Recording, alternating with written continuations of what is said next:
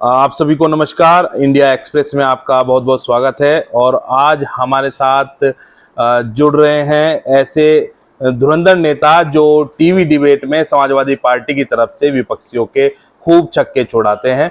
और आज मुजफ्फरनगर में समाजवादी पार्टी के वरिष्ठ नेता प्रमोद त्यागी जी के आवास पर राजकुमार भाटी जी पहुंचे हैं। राजकुमार भाटी जी की गिनती तेज तर्रार प्रवक्ताओं में होती है और अखिलेश यादव जी के भी काफी करीब माने जाते हैं। तो सबसे पहले तो राजकुमार भाटी जी, आपका बहुत बहुत स्वागत है इंडिया एक्सप्रेस में। पहला सवाल तो यही औपचारिक कि आज मुजफ्फरनगर में आपका किन कारणों से आना हुआ है? आज हम जो शिक्षक निर्वाचन क्षेत्र का विधान परिषद का चुनाव होगा उसमें हमारी पार्टी ने राष्ट्रीय अध्यक्ष जी ने डॉक्टर नितिन तोमर ने प्रत्याशी घोषित किया है। अरे हम 9 जिलों की ये सीट है, 9 के 9 जिलों में पार्टी के लिए घूम रहे। विधानसभा चुनाव को लेकर पार्टी की किस तरह की तैयारी शुरू हो गई है, क्योंकि अब 2027 भी काफी नजदीक आ रहा है, तेजी से टाइम बीत रहा है। 27 के चुनाव को समाजवादी पार्टी बहुत गंभीरता से ले रही है। अखिलेश यादव जी के निर्देश पर हर जिले में, हर विधानसभा में एक टीम भेजी गई है लखनऊ से। ओरिजिनल बूथ कमेटियां बनाई हैं, जहां गलत बनी हुई थी उन्हें ठीक कराया है। दूसरे चरण में हम उन बूथ कमेटियों के बूथ के जो सदस्य हैं उनका प्रशिक्षण शिविर शुरू करेंगे, जिसमें उन्हें समझाया जाएगा कि पार्टी के क्या मुद्दे हैं, क्या एजेंडा है, और भारतीय जनता पार्टी जो चुनाव में धांधली करती है उसे कैसे कैसे रोका जाए, वो क्या क्या धांधली करते हैं और उसे कैसे रोका जाए और कैसे चुनाव जीता जाए। समाजवादी पार्टी ने 350 सीटें जीतने का लक्ष्य निर्धारित किया है 27 के लिए। और मैं समझता हूँ कि जिस गंभीरता के साथ पार्टी जुटी हुई है और एक एक कार्यकर्ता, और जो राष्ट्रीय अध्यक्ष जी के पीडीए के नारे पे जिस तरह से समाज एकजुट हुआ है, और बहुत लोग दूसरी पार्टियों से भी फूट फूट के समाजवादी पार्टी की तरफ आ रहे हैं, मुझे पूरी उम्मीद है कि इस लक्ष्य से ज़्यादा ही सीटें हम जीत के आएंगे। लेकिन जो आप बात कह रहे हैं कि भाई किस तरह से जो एक तरह से वोट चोरी को कैसे रोकेंगे, उसके लिए क्या प्लान रहेगा? क्योंकि मुझे नहीं लगता कि चुनाव आयोग में कोई गंभीरता से सुनवाई हुई है और ना ही अभी तक कोई खास राहत न्यायालय से मिली है इस मामले में।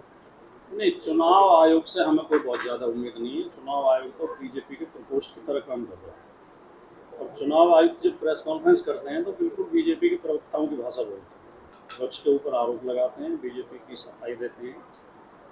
लेकिन भारत में लोकतंत्र मजबूत है, भारत की संवैधानिक संस्थाएं मजबूत हैं, और एक संस्था को रोकने के लिए दूसरी संस्था बैठी है।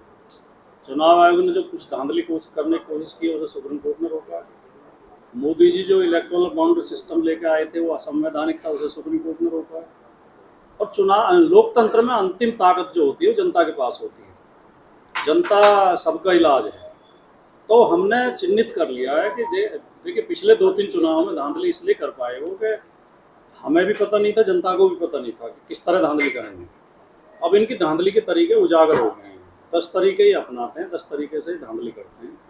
इस बार हमारे कार्यकर्ता इतना सजग रहेंगे कि वो कोई धांधली चलने नहीं देंगे। पीडीए के कार्यक्रमों को भी रोका जा रहा है, इस तरह की कई घटनाएं सामने आई हैं, सहारनपुर में भी ऐसा ही हुआ है, तो इस पर आपकी क्या टिप्पणी है?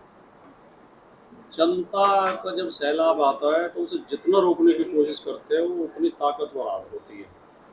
और भारत का ही नहीं, दुनिया का इतिहास गवाह है, जब जब सरकारों ने तानाशाही करने की कोशिश की है और जन भावना का अनादर किया है, जन भावना को रोकने की कोशिश की है, तो उन सरकारों का बुरा हश्र हुआ है।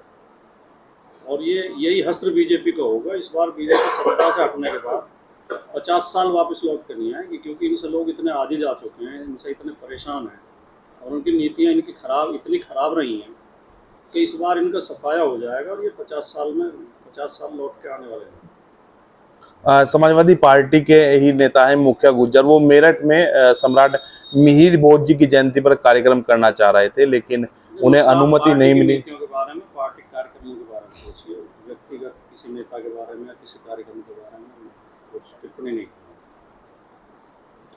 मतलब आप मानते हैं कि वो जो कार्यक्रम था उनका व्यक्तिगत नहीं, मैं कुछ नहीं मानता। जो समाजवादी पार्टी से संबंधित सवाल है वो आप मुझसे अच्छा, आपने एक गुज्जर कम्युनिटी पे भी बात हो जाता है, कहीं वो बन जाते हैं। गुज्जर कम्युनिटी पे भी आपने काम किया। मैंने आपकी कई वीडियो देखी थी, उसमें बताया था किस सीट पर कितना वोट बैंक गुज्जर समाज का है। तो ये तो आप बता सकते हैं कि गुज्जर समाज के लिए आप कितनी सीटों पर राष्ट्रीय अध्यक्ष अखिलेश यादव जी से बात करेंगे? समाज को जागरूक करने के लिए, राजनीतिक चेतना पैदा करने के लिए और सही वोट करे, वो सही पार्टी को चुने, इसके लिए हम एक पूरा अभियान चला रहे हैं। इतिहास में पहली बार मैंने ये सर्वे कराया कि कितनी सीटों पर गुजर वोट है। कुछ गुजरों को ही पता नहीं था, गुजर नेताओं को पता नहीं था। मैं 10 साल पत्रकारिता में रहा, मैंने अखबारों में रिपोर्टिंग की है और फिर मैं राजनीति में हूँ उसके बाद से।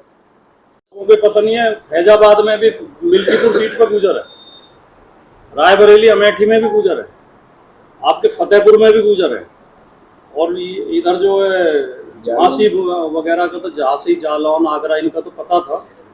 तो 132 विधानसभा सीटों में गुजर है। ये मैंने आंकड़े इकट्ठे किए हैं, उनका बाकायदा लिस्ट बनाई है और मैं उन सारी विधानसभा सीटों में जाके लोगों से संपर्क कर रहा हूँ और हम ये बताते हैं, उन्हें समझाते हैं कि आप समाजवादी पार्टी से जुड़ोगे तो आपको भी फायदा है, समाज को भी फायदा है, आपके हित पूरे होंगे, आपका कल्याण होगा। और हमारा पूरा प्रयास है कि 2027 के चुनाव में गुर्जर समाज एकजुट होकर समाजवादी पार्टी को वोट दे, चाहे समाजवादी पार्टी का प्रत्याशी किसी भी समाज से, किसी भी धर्म से हो, पार्टी के सिंबल पर वोट दें। ये हमारा प्रयास है। गुर्जरों को ज़्यादा से ज़्यादा टिकट पार्टी दे, ये भी हमारा प्रयास है। अभी संख्या के बारे में कोई बात नहीं हुई है, ना मैं कोई दावा कर सकता हूँ, लेकिन पहले से ज़्यादा मिलेंगे, ये कह सकते हैं जी। उत्तर प्रदेश में 21 सीट ऐसी हैं जिनमें कभी न कभी गुर्जर विधायक रहे हैं और एक बार में सबसे ज़्यादा 12 विधायक समाजवादी पार्टी के रहे हैं 1991 में। तो हमारा प्रयास ये है कि इस रिकॉर्ड को इस बार तोड़ें और देखो कितने टिकट मिलते हैं, कितने जीत के आते हैं, ये तो भविष्य के गर्भ में। एक विधायक पूजा पाल को लेकर भी काफी सवाल खड़े हो रहे हैं कि समाजवादी पार्टी ने उन्हें निष्कासित कर दिया, वो भी पीडीए समाज का अंग है। बिल्कुल पीडीए समाज का अंग है, लेकिन कोई पूरा समाज एक पार्टी के साथ थोड़ी खड़ा होता है जी। समाज में सब विचार के लोग होते हैं। हम तो लोहिया जी के अनुयायी हैं।